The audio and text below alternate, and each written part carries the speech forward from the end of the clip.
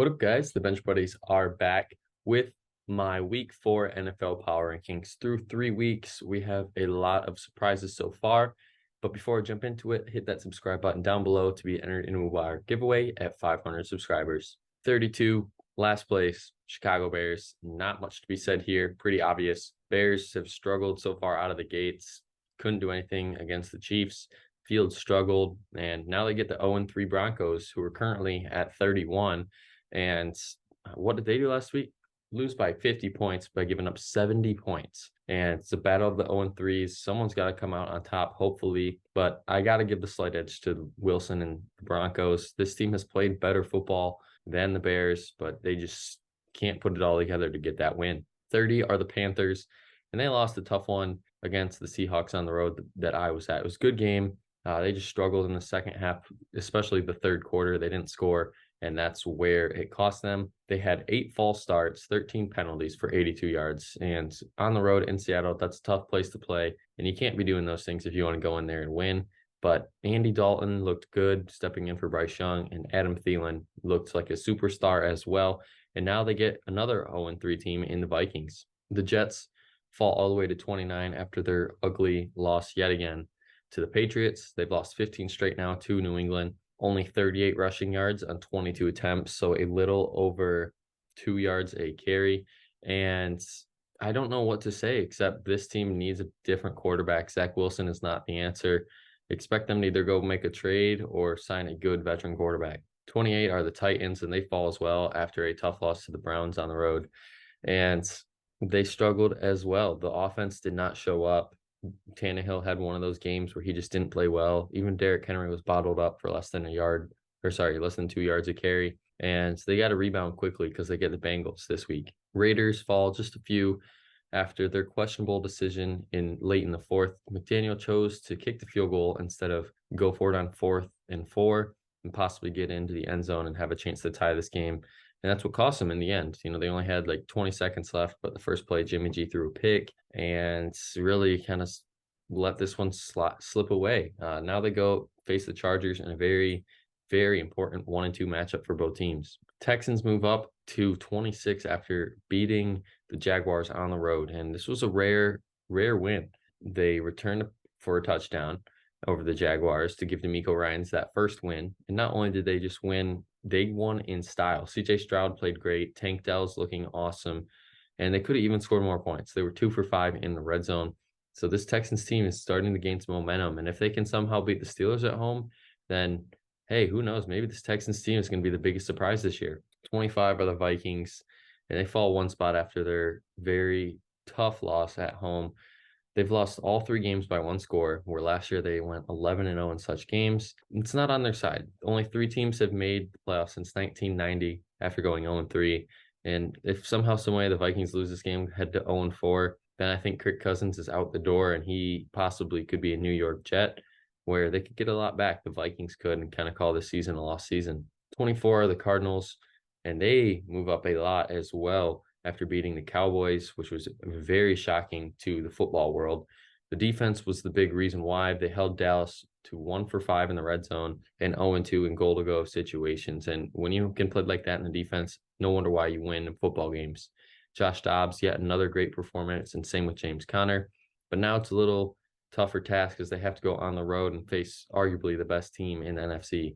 23, the Giants fall here. Losing to the Niners didn't really look like they played football at all. 29 rushing yards, and you could tell they really need Saquon back because he is the glue to keep this team together. And now they get Seattle at home in a much-needed win. 22 are the Colts. They snuck one out in overtime in Baltimore, currently leading the AFC South. And how did they do it? Well, Matt Gay was exceptional kicking the ball. 4 field goals over 50 yards, including the OT winner. Minshew stepped up and had a good game. And Zach Moss has looked super good without Jonathan Taylor. Now that he's back, this was his second week healthy, didn't play week 1. If he can put up another performance next week, then these Colts could be looking at a 3-1 start. The Commanders fall back down to earth after getting rout at home against the Bills. 1 for 9 on 3rd down, didn't do it. And Sam Howell had his worst game as a pro yet. So hopefully there's some room for improvement, and they can learn from this one as they go to face Philly next week. 20 are the Rams, and they stay put because I think played the ball decent for what Stafford could do. Besides getting sacked almost, it felt like once every drive, and then throwing a pick, some costly picks really hurt this team's chances. But they were right in the game. They could have possibly won the game. They got screwed on the Tutu Atwell call on the touchdown. And I think it was a touchdown where they brought it back and then eventually didn't end up scoring. So these Rams are just right there. They're right there, and it's going to be a big game for them in Indy. The Bucs are in the same boat. They lost last week, but they're staying put. And the defense really was the big story here. They couldn't stop the Eagles, giving up almost 500 yards. Baker struggled. Mike Evans had another solid game, though. And it's a huge week. Both teams are 2-1 in a divisional matchup. Patriots move up 8 spots to 18. The defense came out and played well, especially Belichick going against the Jets. They've now won 15 straight games against those Jets. And Mac Jones, Ezekiel Elliott, and Ramondre Stevenson really were the workhorses here in this one to get the things done. And now they go to Dallas, and it should be a much tougher game. The Saints fall out of the top 10 and out of the top half as well after a brutal loss, not only to the Packers, but in the locker room as well. Derek Carr is more than likely going to be out for a few weeks with his shoulder injury that he sustained in the third. And since that moment, they blew that 17-point lead. The offense didn't stop. It just couldn't score.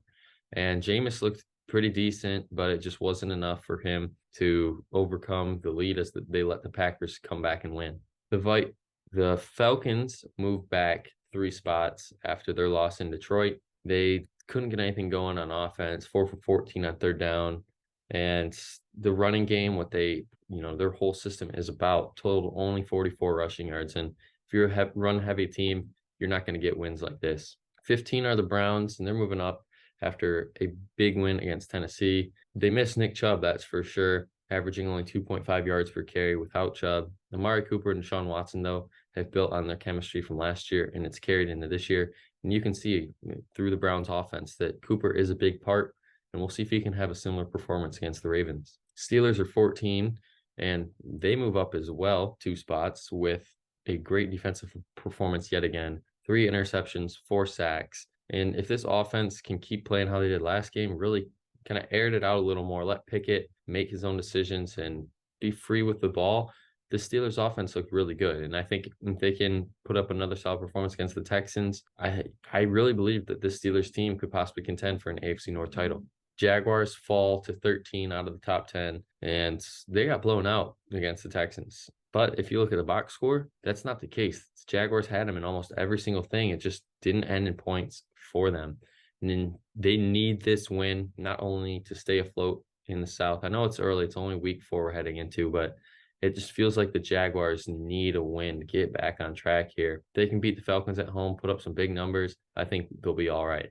Seahawks move up to 12, and they lean heavy on the run in this one. 33 attempts, 2 touchdowns, and almost 150 yards. Thanks to Kenneth Walker. He had a great game. Geno played good, 1 costly interception early, and it was a bad pass, but since that moment, he played well. And now they travel to New York, Monday Night Football, where they should get a win, even if Saquon plays, and the Seahawks team is looking to build upon last year's success. Chargers move up 1 spot as they finally get their first win against the Vikings. Matter of the fact is they need Eckler back. And, now with Mike Williams out for the year, another weapon's lost. And if they can get Eckler back, it's a big step forward in the right direction. But Justin Herbert is the only quarterback this year that hasn't had a turnover. And that is not getting talked about enough. This team has lost 2 heartbreakers. And in the process, Herbert's played well in all 3 of the games. Keenan Allen has looked like an absolute beast. And Josh Palmer is going to be the guy that's going to have to step up for Mike Williams. Starting at 10 are my Packers, jumping into the top 10 for the first time this year. They're 2-1 this year.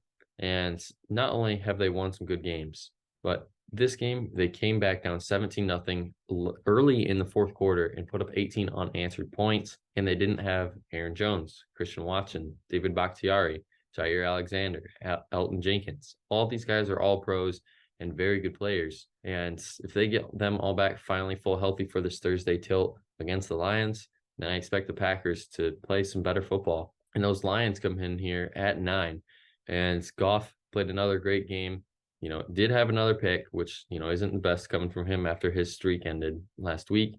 But Jahmyr Gibbs looks like he's going to be a star in the making. Didn't get a touchdown on his record, but almost 5 yards per carry is very good in the NFL. Amon-Ra St. Brown, another game over 100 yards. And Sam Laporta setting records in NFL history. 18 catches through the first 3 games, which is most in NFL history. 8 are the Bengals. Much needed win for them as well. And if they would have lost this game to the Rams, I think I'm dropping them probably down almost to the 20s. But they didn't do that. They got a win. And the defense was the one that dominated in this game, which is very surprising. Ja'Marr had his first big game this year. But besides the fact, Stafford got sacked 6 times, forcing 2 interceptions, and really held the Rams in check, and especially Puka. He did not have the games he's had in the past. 7 are the Ravens, and they lost a heartbreaker in overtime. I couldn't move them out of the top 10. That wouldn't be right. They really need to win these next 2. These next 2 games are going to decide. They don't need to win them, but it's divisional games, and both these teams here are 2-1 that they're playing. So if they can get to 4-1, hand each of those teams a loss, they will already have at least a 1-game lead in the AFC North, almost to halfway point. And Lamar has looked great. Zay Flowers has been his #1 receiver, it feels like, along with Mark Andrews. If this team can stay healthy, there's no way the Ravens, aren't a playoff team. 6 are the Cowboys, and they have to fall out of my top 3 and even top 5 because of that loss to the Cardinals. His ugly loss, had 13 penalties for over 100 yards. Dak's interception came at the worst time, right in the end zone when they were about to score and really get back into this one.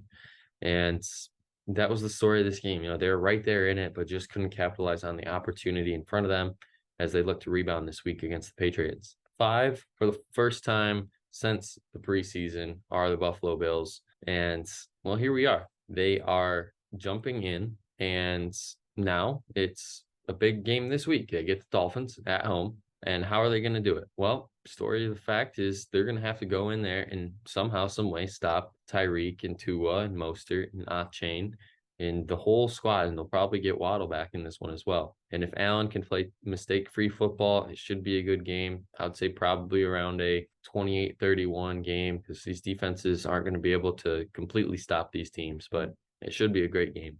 4 is the Kansas City Chiefs, and the big storyline for them, obviously, is Taylor Swift going to the game and being with Donna Kelce and, the Travis Kelce rumors. So the Chiefs have been in PR a lot so far this week, but we'll talk about the football. And Mahomes really didn't have too much pressure to do anything this week except get Kelce a touchdown. 3 touchdowns, another stellar performance from Mahomes, and it's a tougher defense this week against the Jets, but if they can score more than 14, they're going to win this game. 3 are the Dolphins I was talking about earlier, jumping into the top 3 for the first time this year. They destroyed the Broncos, beat them by 50, scored 10 touchdowns, scored the most points in an NFL team since 1966. And I could keep going and going and going, but this Dolphins team is, through 3 games, probably my Super Bowl favorite right now. It'll be Dolphins and Niners. That would be my Super Bowl if I were to pick. Tua, 4 touchdowns. Mostert and Achane, 4 touchdowns apiece as well.